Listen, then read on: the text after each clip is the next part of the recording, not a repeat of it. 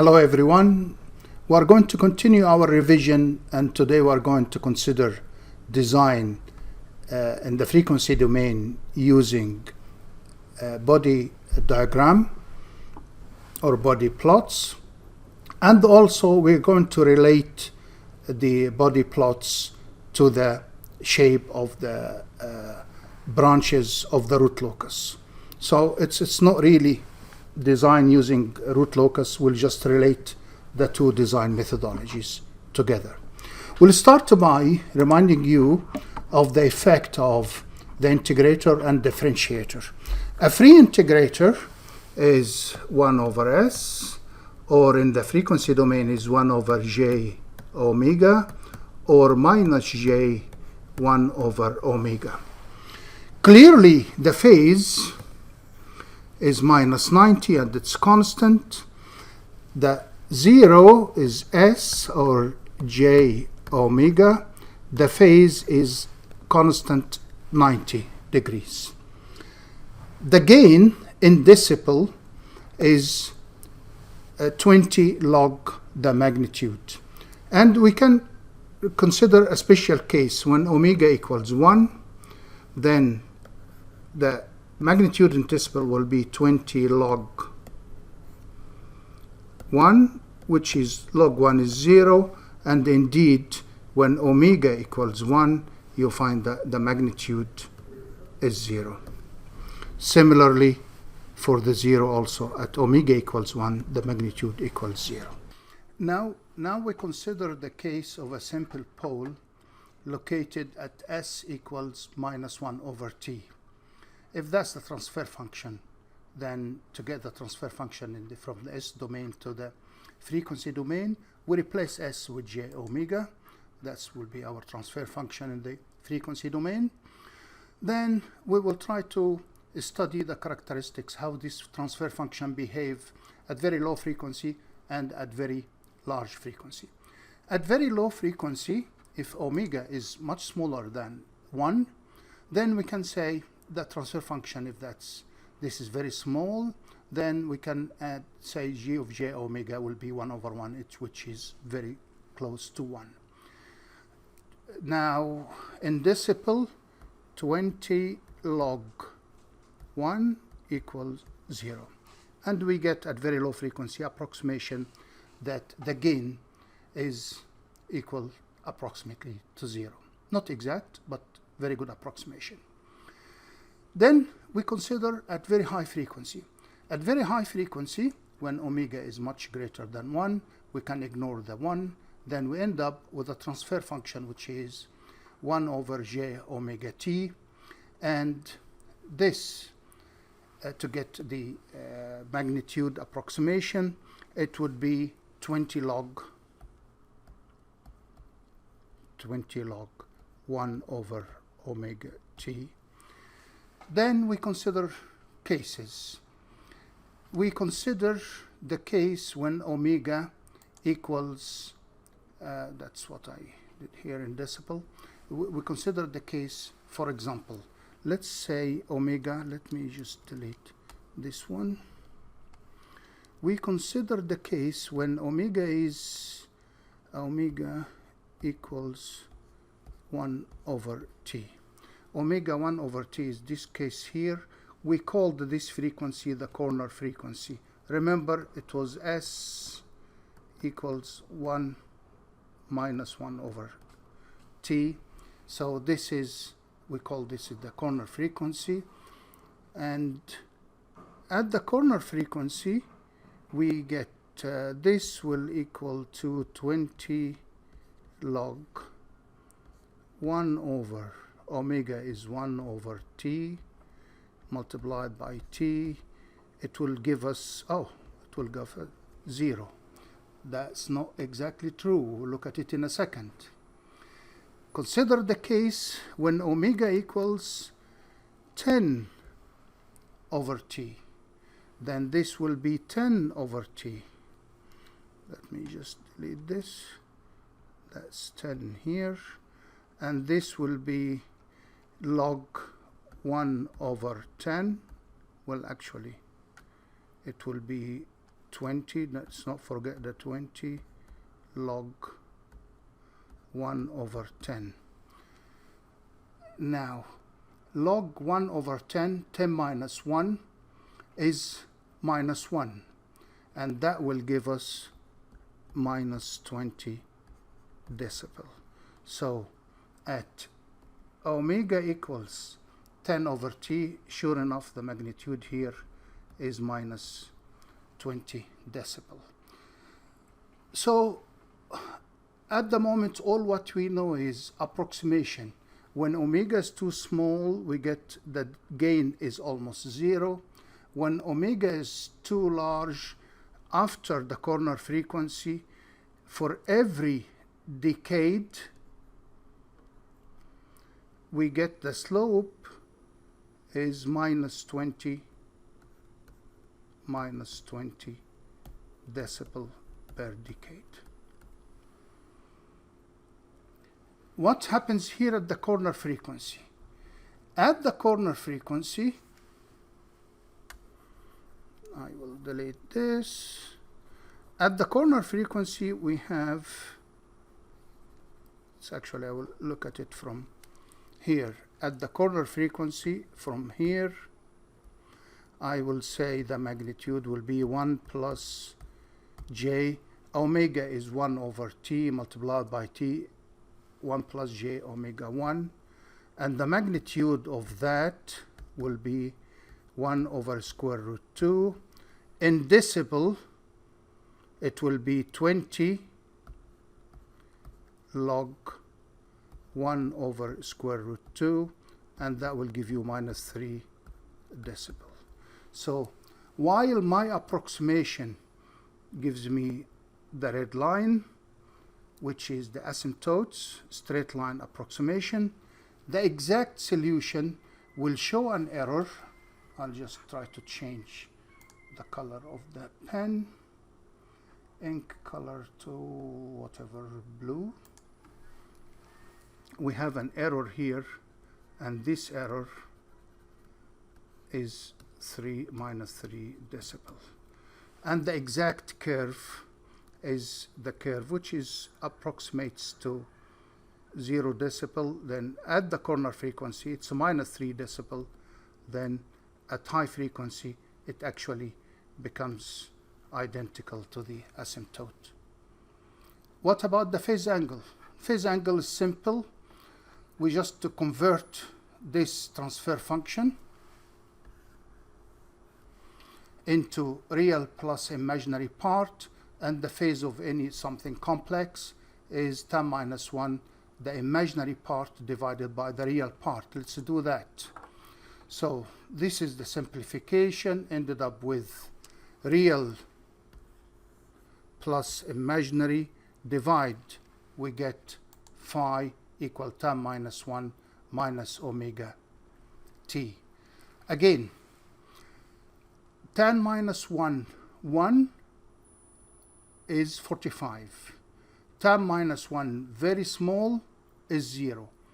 10 minus 1, very large quantity, is 90 degrees, which gives us, at the corner frequency, when omega is 1 over t, we have the exact value, which is minus 45 degrees. 10 minus 1, that will be 10 minus 10 minus 1 omega t. When omega is very small, we get approximately, we're approaching 0. When omega is very large, we approximate to minus 90 degrees. So that's the angle contribution of a simple pole to transfer function. At low frequency, it's very small. At high frequency, it's almost minus 90. And at the corner frequency, it's minus 45 degrees. Now we consider the case of a simple zero. Simple zero is 1 plus st, which gives us a 0 at s equals minus 1 over t.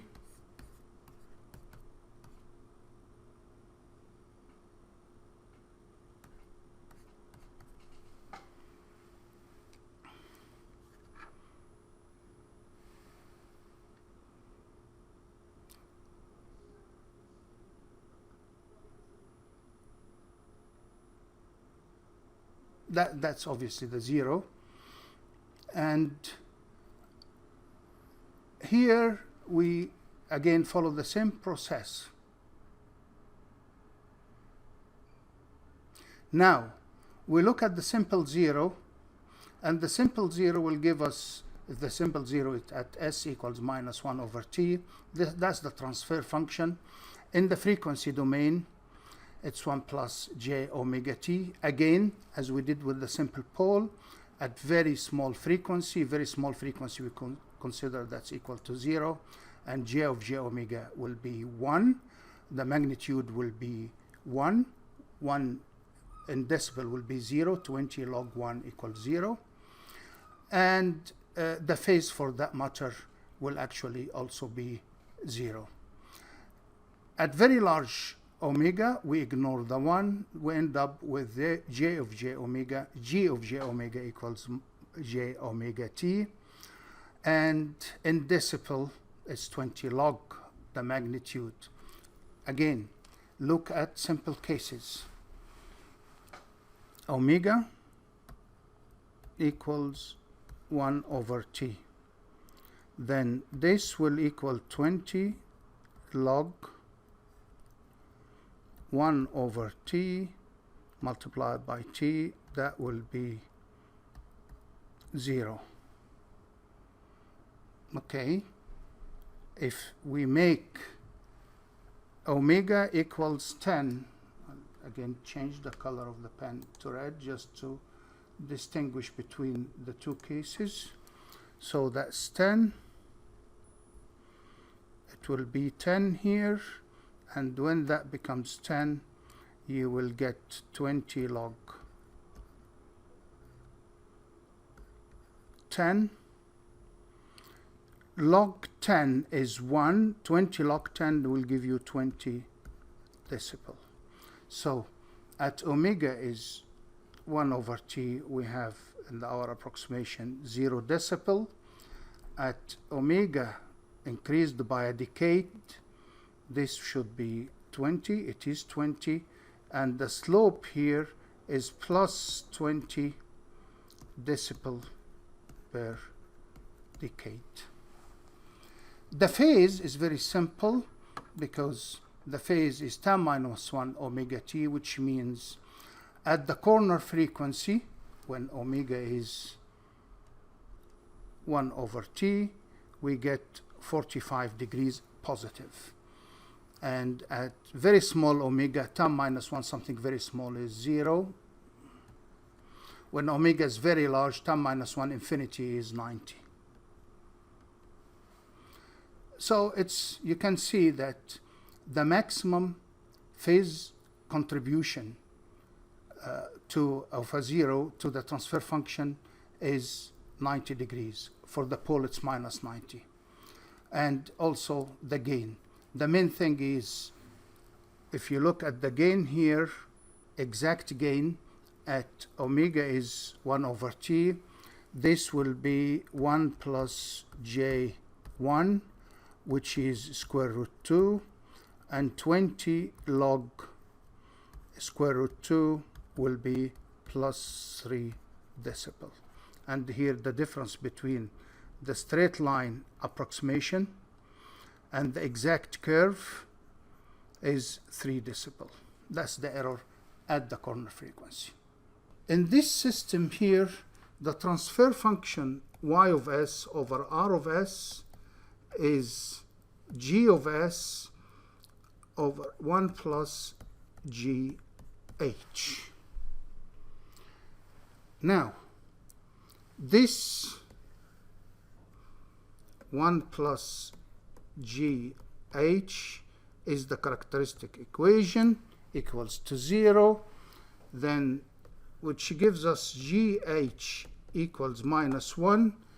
gh equals minus 1, that means the angle of gh is minus 180, and the magnitude of gh equals 1 or 0 decibel.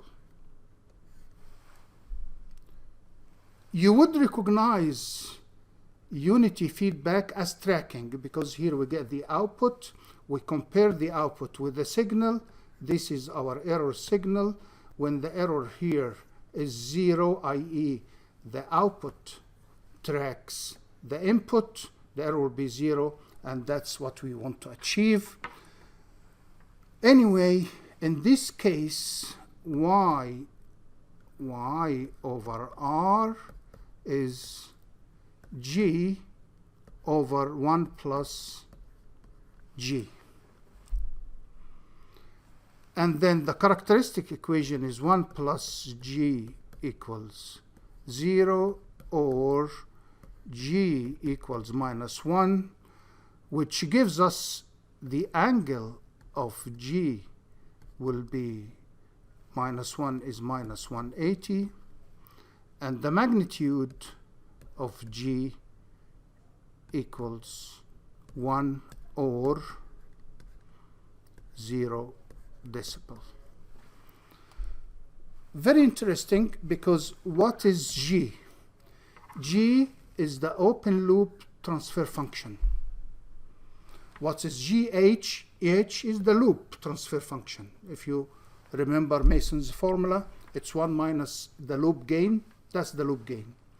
So in this case here with unity feedback, we use G, which is the open loop transfer function, but this is the closed loop transfer function. And by examining the properties of G, which is the open loop, we can determine how far or how near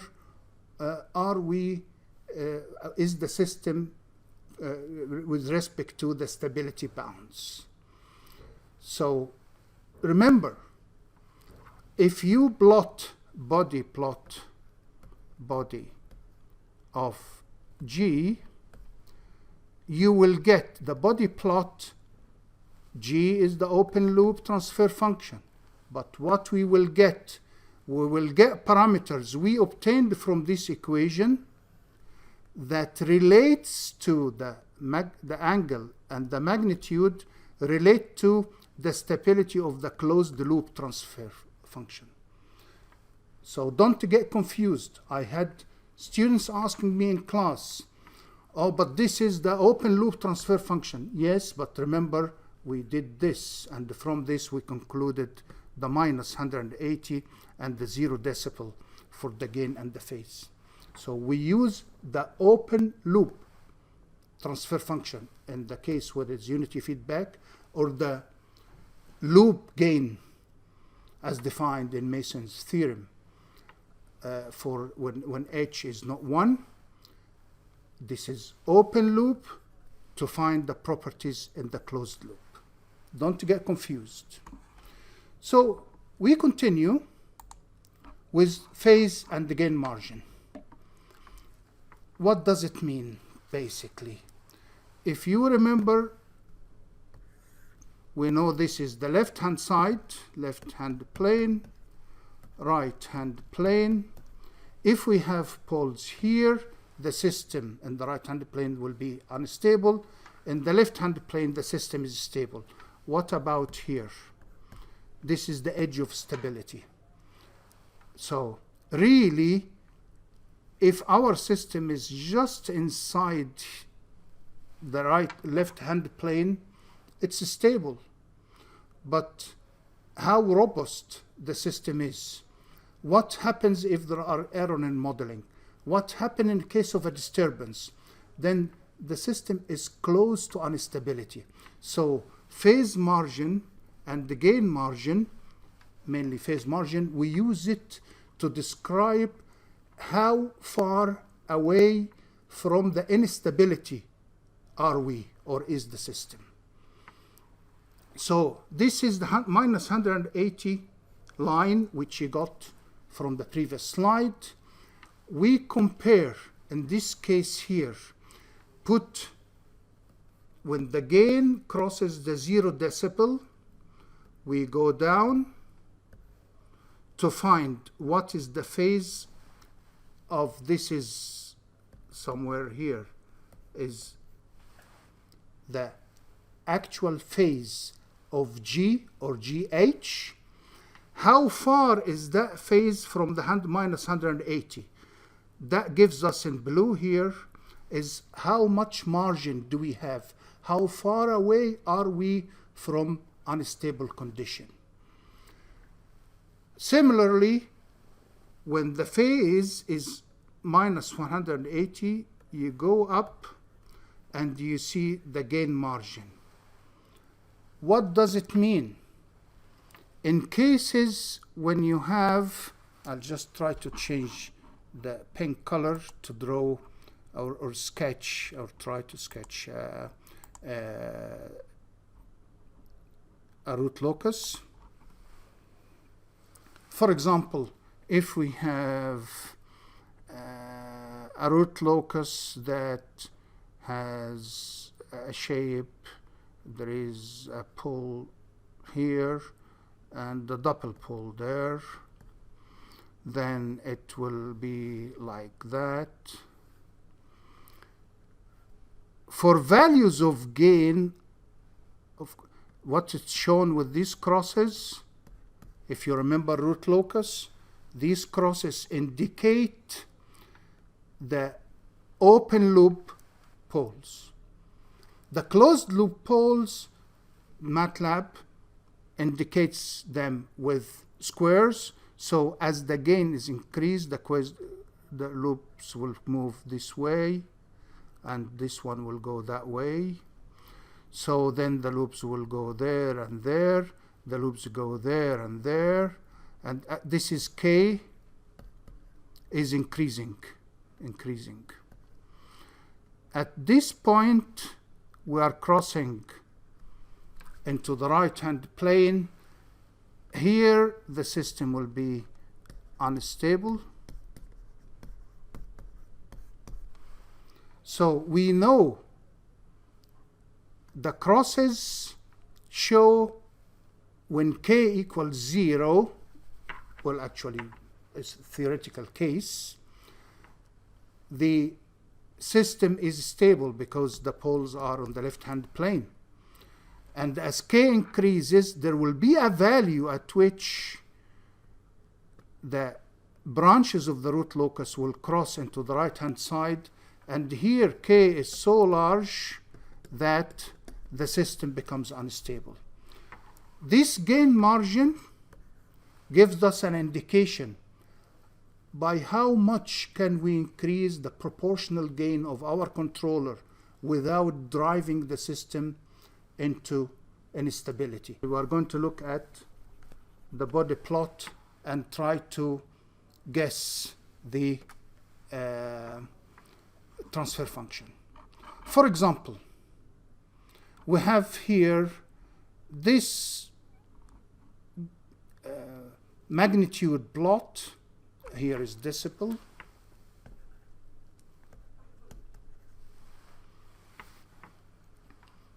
At omega equals 1, the magnitude is this decibel. So the magnitude here is, you find that if we say the magnitude here, we don't know what it is. Let's call it K. So 20 log K equals 54. This is power 10. That means 54 over 10 equals log K, or K equals 10 to the power 54, sorry.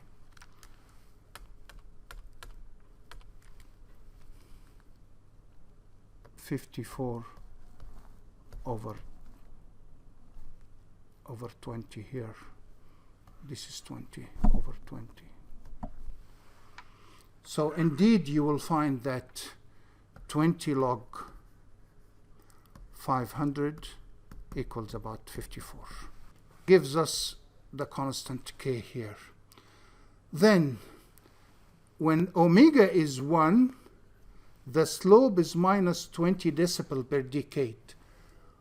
what is the element in the transfer function that will give me minus 20 decibel per decade when omega equals 1. That is the free integrator, so that's S. Then at some point here, when omega is 200, the slope changes to minus 60 per decade. From minus 20, if it moves to minus 40, then that's one pole. But if it moves from minus 20 to minus 60, then I have a double pole at this point. And what is this point? This point is 1 over 200, which is 0.005. And we end up with this transfer function. So actually, from the magnitude plot in decibel, I can estimate the transfer function. This is something which we are not going to do. We are not going to apply to many examples, but what we are going to apply is we are going to apply the frequency domain, phase margin, and gain margin to design phase lead and phase lag controllers. And we'll do that next time.